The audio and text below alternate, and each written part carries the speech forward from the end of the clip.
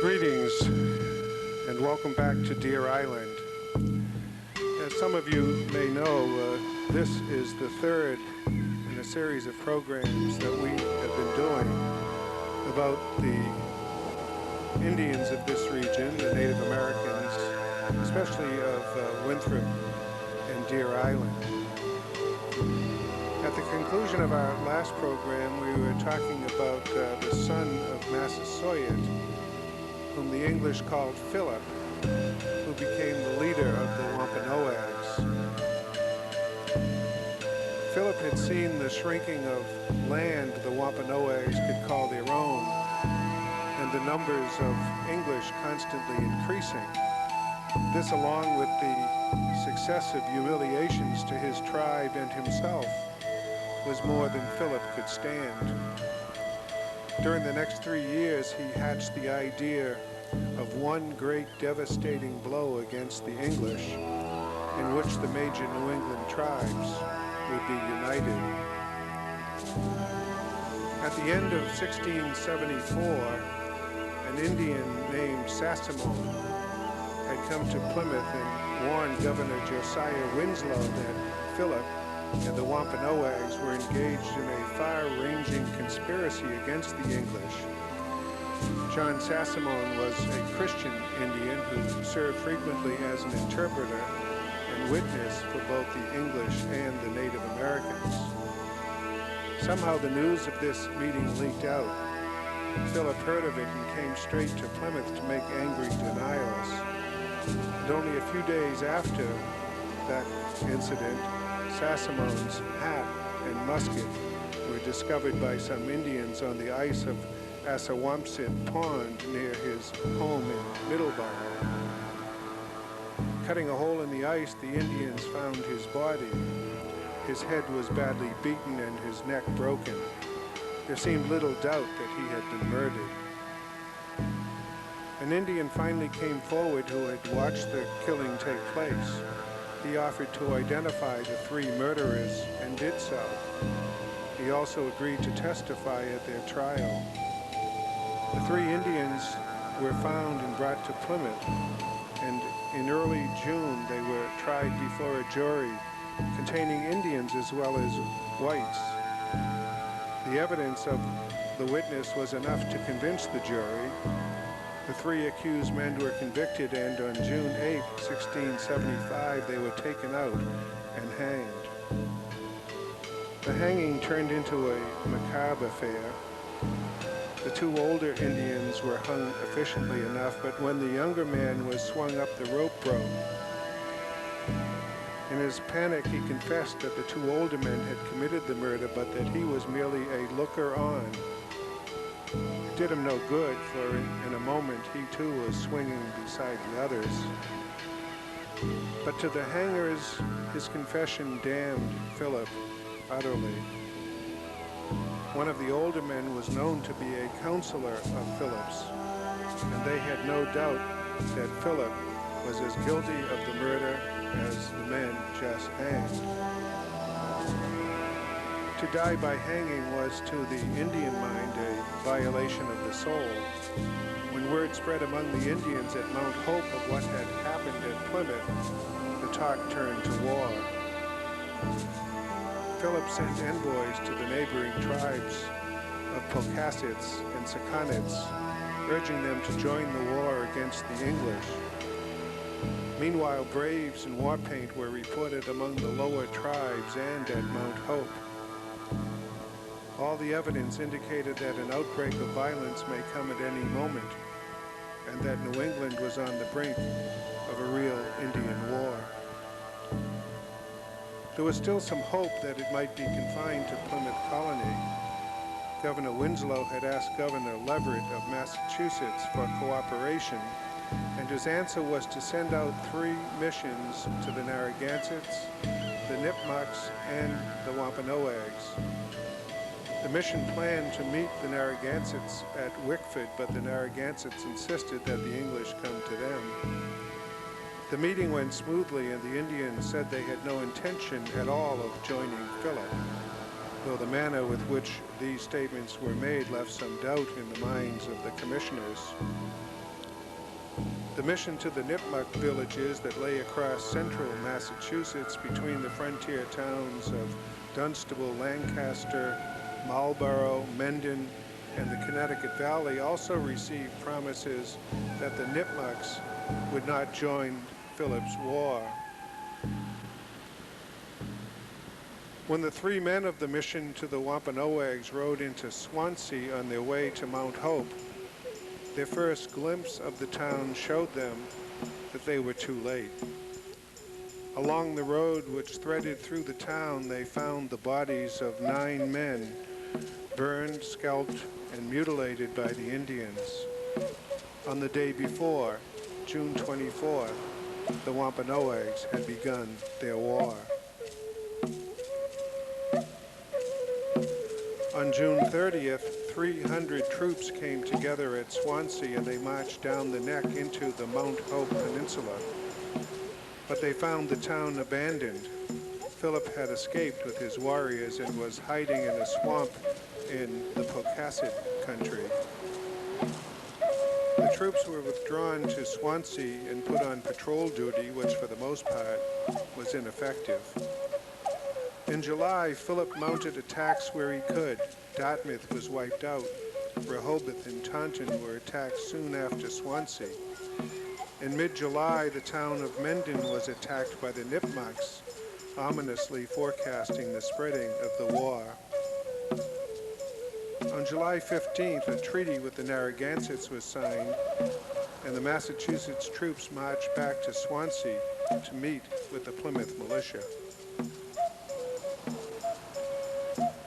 4 days later, they attacked the Wampanoags, but after a full day of skirmishing, they took only a single prisoner and called off the attack. Some of the troops were sent home and the rest built forts in an attempt to keep Philip contained. A praying Indian company composed of 52 Native Americans participated in this campaign and were said to have comported themselves quite well.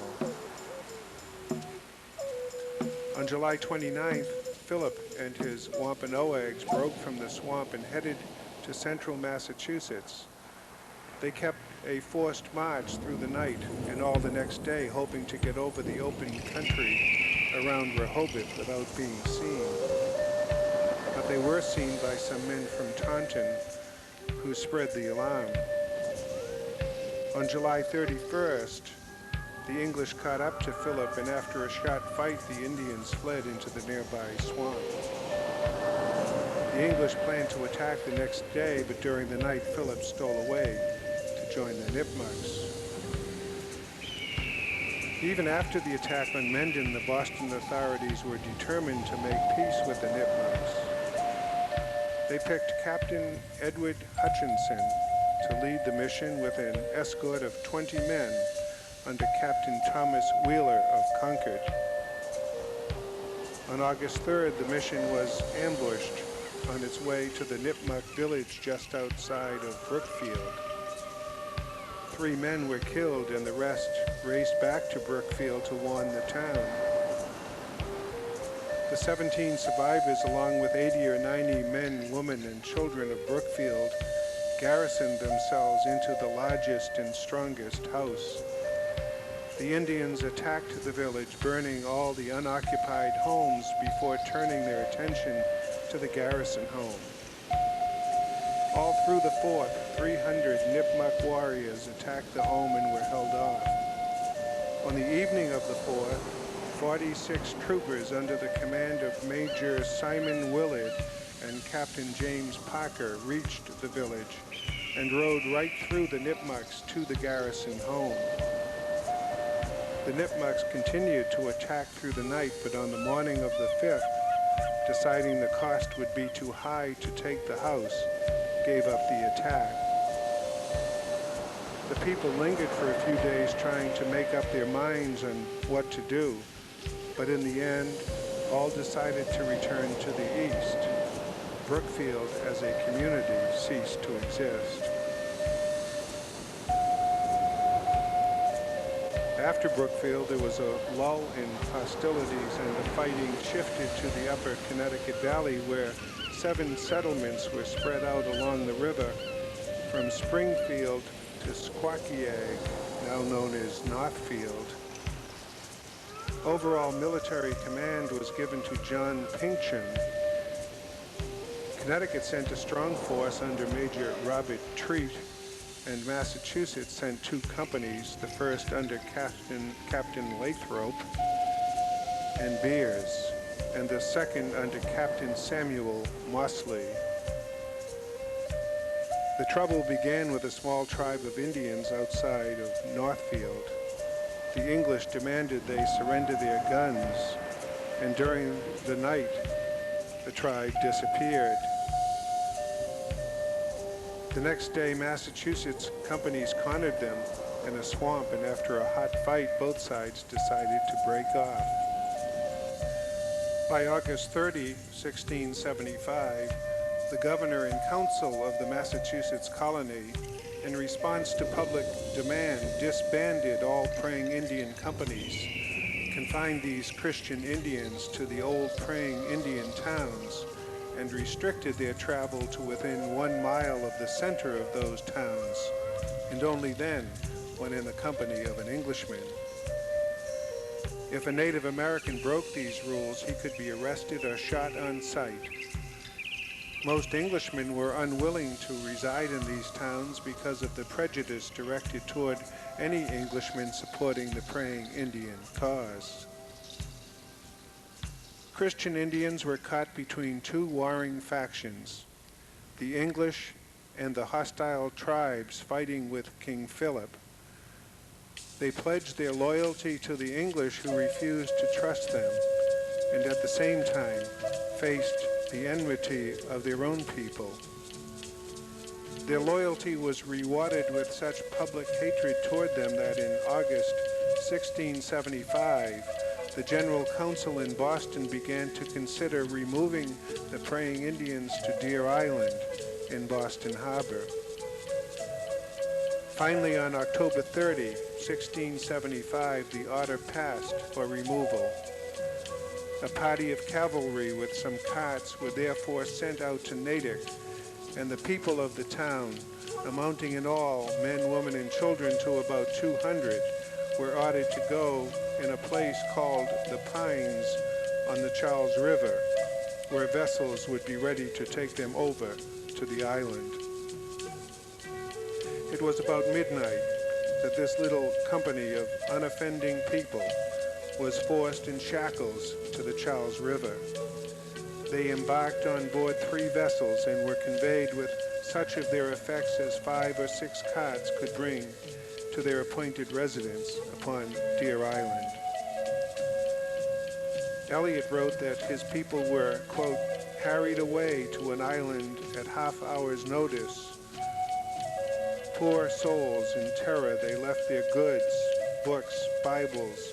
Only some few carried their Bibles. The rest were spoiled and lost, unquote. Sometime after the natives were taken to Deer Island, the Punkapogs were also brought down. The majority of those relocated were taken to Deer Island, where they were incarcerated. Later, some Indians were forced to other islands, probably Pettick's Island, Long Island, and one of the Brewster Islands.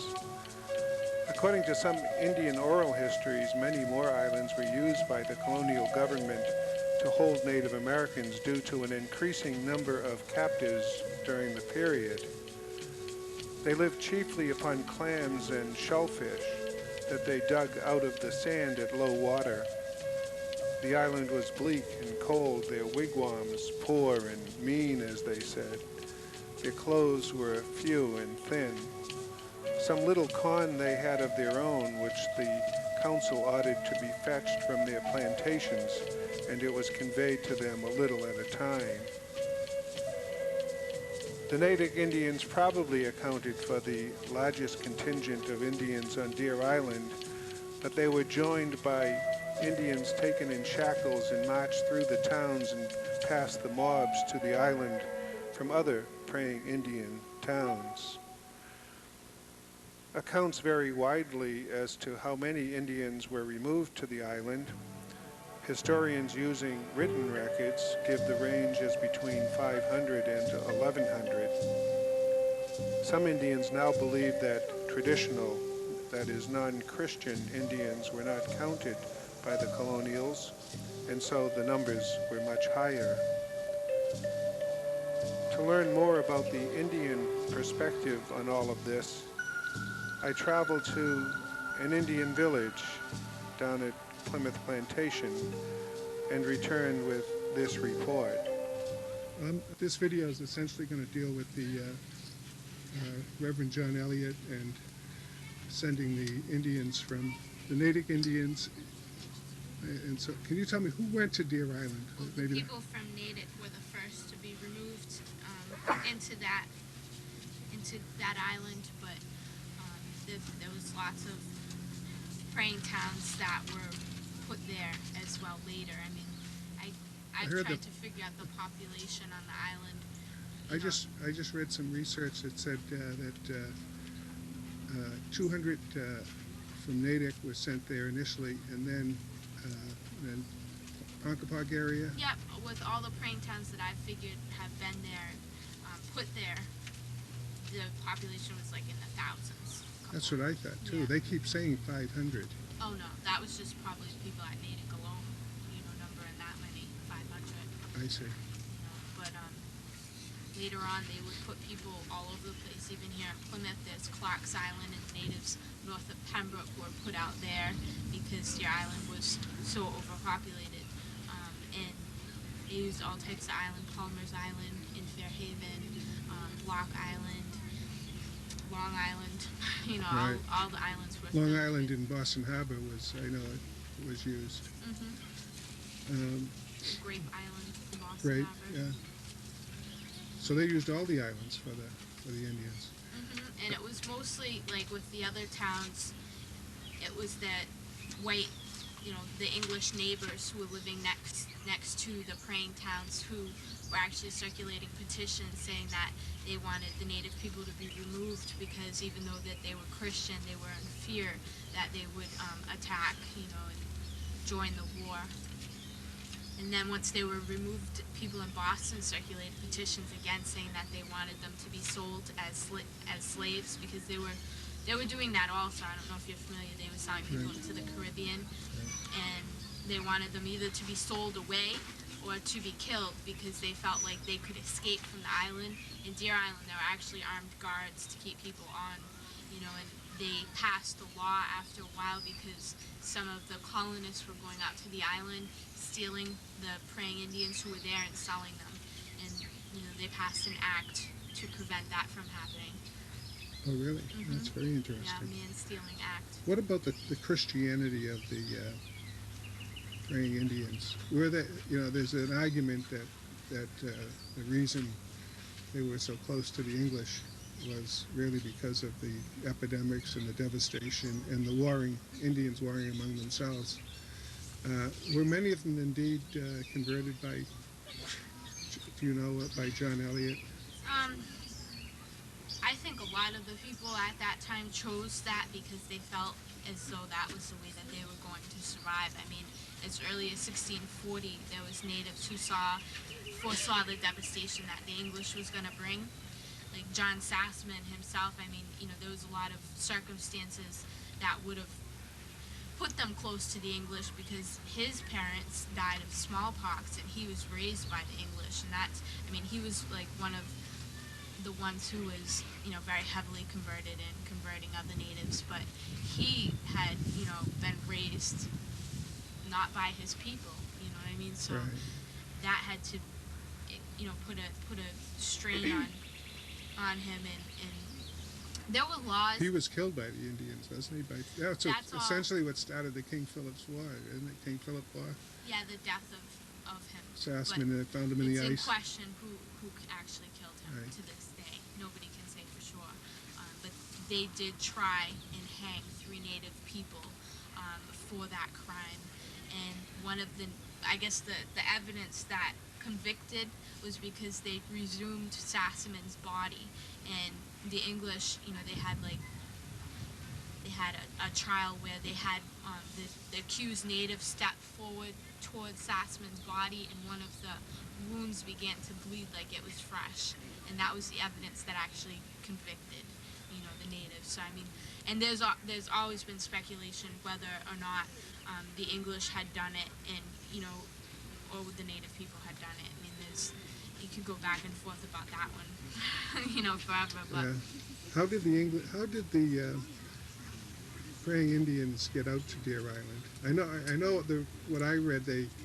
Some of them from Natick, they were put on boats up in the Charles River some area and moved out there in December.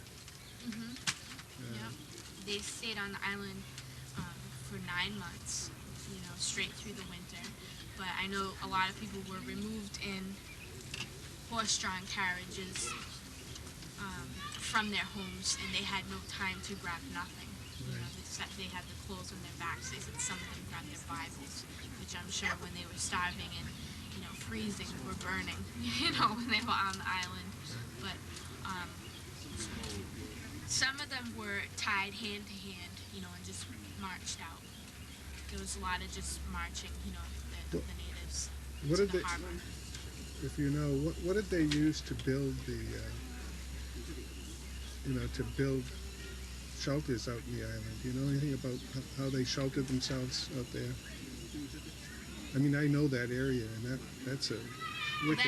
That area, we just actually took a field trip out to, and I was just, absolutely horrified to see what they've done to that island. There's not even an inch of it that hasn't been covered over by, fake terrain, and not a single tree that's been there. So I'm unsure of what, the actual island looked like before they, covered it and destroyed it, but... There must have been some foliage for them. I assume, what would you say, they probably brought some covering, some traditional... Well, even this right here, isn't what you would have seen in the 17th century. So... What would you have seen, probably? Would there have been wigwams out there, you think? Oh, no. No. No, I don't think so. I don't think that they had any shelter and anything like that. Definitely not everybody could have a house for the number of people, No. Near 3,000 that were out there. Right. So you can definitely imagine people without houses. Right. They must have, it's a drumlin, so they must have dug into the side of the hill or something to get shelter. I know that when Elliot went out there and Gookin went out there, they write that the natives had no shelter and that they had, no clothes, because I imagine being Christian Indians, they must have been wearing English clothes and those things just rotting off of them, Right. Because if they had their own clothes, they would have endured. But, since they were barely covered, they said. They said that 90% of the people on those islands died of starvation and exposure. So, I can just imagine the conditions being, just terrible. Knowing that place in the winter, I can see. You can go down there at this time of the year on a half cold day and the wind is howling. And, They said some of the people that returned didn't make it. They were too sick, so they died soon after they made it back to the mainland. But, it was so dangerous in that time, to be native. It really didn't matter who you were, and to think, of being a native person and being on the mainland at that time. They passed the law during King Philip's War right before it, saying that it was legal to kill a native person. Right. That if they were traveling in an area where they shouldn't be, off of their plantation, that if an Englishman, saw them, that they could stop them and, subdue them and even kill them, but they wouldn't be charged for any crime. So, I can imagine, just not being a Christian Indian, or being a Christian Indian and trying to get somewhere, how dangerous that was. They captured even their own spies sometimes and sent them out onto the island, as a mistake. And it was like, where is our spies? They're like, oh, They took them out there and they had to go get them. I can't even imagine that, going out there and saying, oh, you, we just want you, Now, what's your name? It's Erin. And is that what you're if you're allowed to give that? I don't know. I prefer not. Okay, well that's fine. But you're a Micmac. Did you know the Micmacs are some people think that the Micmac Indians of Nova Scotia discovered or invented the game of ice hockey. Are you familiar with that? No, I know we play it a lot now. Well, there you go. There's a Micmac player there. Well, thank you very much. I appreciate it. You're welcome. There's another Indian.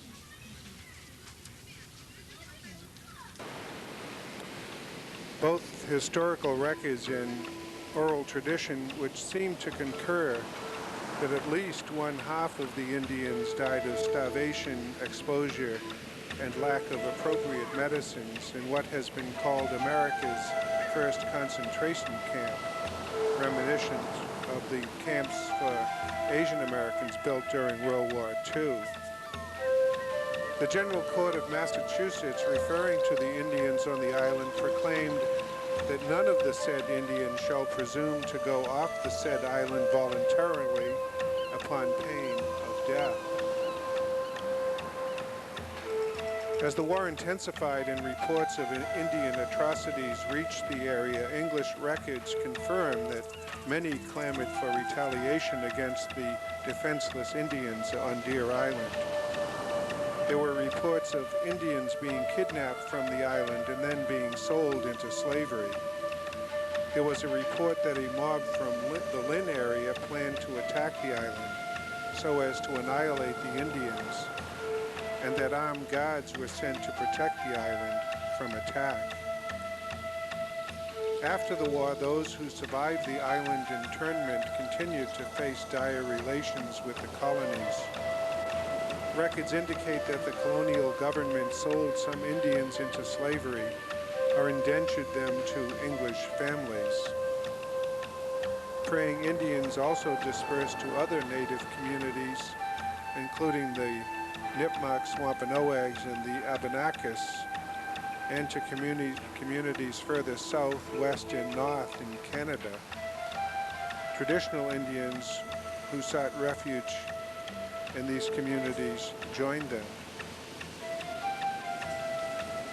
Though lasting only 14 months on a per capita basis, King Philip's War was by far the bloodiest war in America's history, with at least 1/6 of all adult male colonists in New England, and an even higher percentage of Native Americans losing their lives in the conflict. It was also one of the most atrocity-filled wars. It was a war in which both sides killed women and children and tortured captives and mutilated the dead. Today we sit on this hill overlooking Boston's Logan Airport, a place where, in a sense, America's latest war began. Once again, we fight a war where innocent people are killed and mutilated in the name of a god. Once again, we're faced with the fear of an epidemic of smallpox and worse, but this time as premeditated, intended weapons of destruction. Once again, we see the human response when differing cultures clash. May I suggest that we stop, ponder all of this, and in our own personal battles as well as those of our nation, we work to find another way. Well, thanks for joining us on this walk. I hope you'll join us on our next walk around Deer Island, when we talk about the Irish who died and are buried here. Peace.